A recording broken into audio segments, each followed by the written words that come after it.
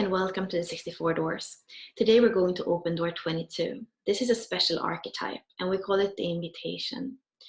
This is the portal to the human experience and the portal to the mystical teachings of the 7 sacred seals.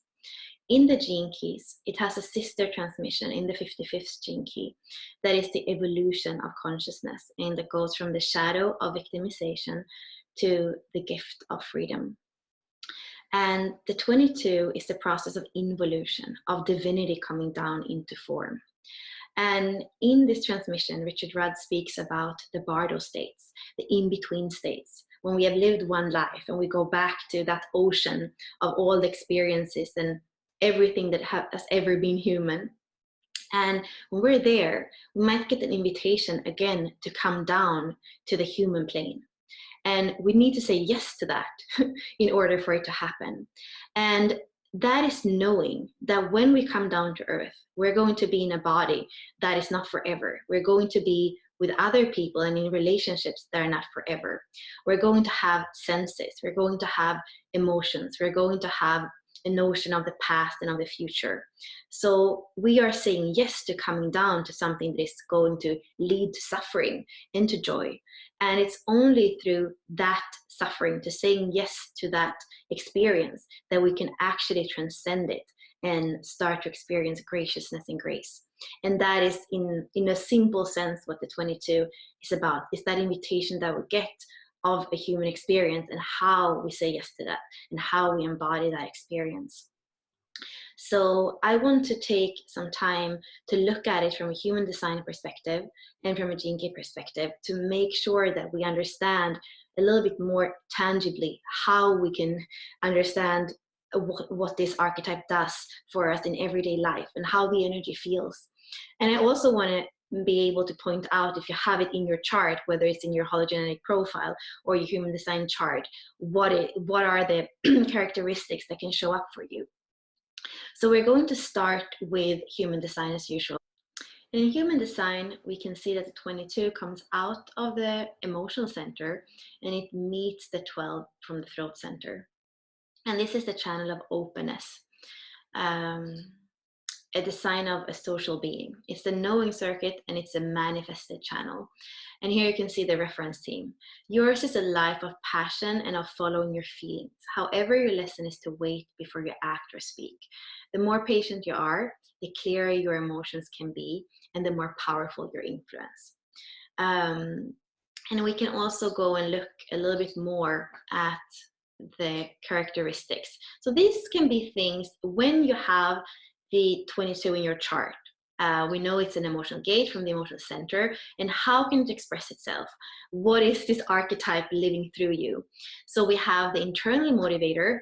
It's the artistic urge to express. It's the beauty of shared melancholy. So a lot of music, poetry, dance, all the creative things that we can do from maybe a state of agony, but actually channeling it out so that it comes out in a shared experience. It's about passion and infatuation. It's the vivid emotional spirit. It's sharing our inner world. And we can see that this archetype has to do with the patience of being in the human experience, about listening to it, about holding space for itself, basically, as we are transmuting a lot of the shadows, the bridging between worlds. And it has a feminine essence of attentiveness as well, and graciousness. And we can see that the Achilles heel is the pressure to express feeling. This is the human design keynote more than anything, because it's a pressure that comes from the emotional center. And then the fear of silence and lack of growth, which could be, coming here to earth and not learning anything. And just, it's like, if nothing happens, then what? If we don't feel anything, then what? And there could be the nervousness over openness, because it's here to be open, but what if it's not received? And can be a nervousness around that, or to feel lost in that passion, feeling too much. The changing moods, that's also the emotional center has its waves. The melancholy, as if nothing is worth listening to. And it also has a kind of filter, only hearing what it wants to hear. So that means that, especially in the shadow frequency, it it can kind of stay there because it only listens to what it wants to hear. And the shadow, of course, doesn't want to hear anything positive. And the repressive nature can appear balanced. It's kind of internalizing everything. So it's a lot of repressed feelings that are boiling on the inside, and the fear of losing control, and like a lot of darkness on the inside, basically, instead of being able to be with it, is to push it down. And the reactive nature is inappropriate. So that's like putting it out instead, and reacting emotionally, and can be quite self-destructive in the way that that's lived out. Especially in the close relationships, that's always when the emotional center has the most influence, we could say. And maybe if we go back a little bit to the living library. So here we see the programming partner is the 47. This honor and oppression go together, graciousness and transmutation, and grace and transfiguration. I call sometimes these two keys like Jesus on the cross. It's kind of, when you have those two keys, if it's your life's work and your evolution, for example, it's almost like you need to hang on the cross before life can change. It's like you really need to have the worst, almost the worst, quote unquote, experience of being a human. That is when the transmutation starts. That's where that seed of grace can come from. You see, grace under pressure kind of goes together with that. And when we look at the channel we were just speaking about in the integral human design, it's the channel of passion. And you can see on the lower frequencies almost that possession of like being possessed by the emotions and the pressure to express them, and to be in that chaos, basically, of creativity, which is strong. The dream arc, I think, is beautiful. It's the swan and the deer, the animals that we can tap into this week. And don't they have to, if that's not graciousness, I don't know what's graciousness. Yeah, so I think that's the most important things from the living library. We can also, I was saying in the beginning that this is the portal to the 7 sacred seals that are the more mystical teachings of the gene keys, but they are also they're connected to the gene keys. So you can see here that each seal is connected to a gene key. So the first seal is connected to the 40th. Here you can follow. Here you have the first seal is the 40th. The second seal is the 17th.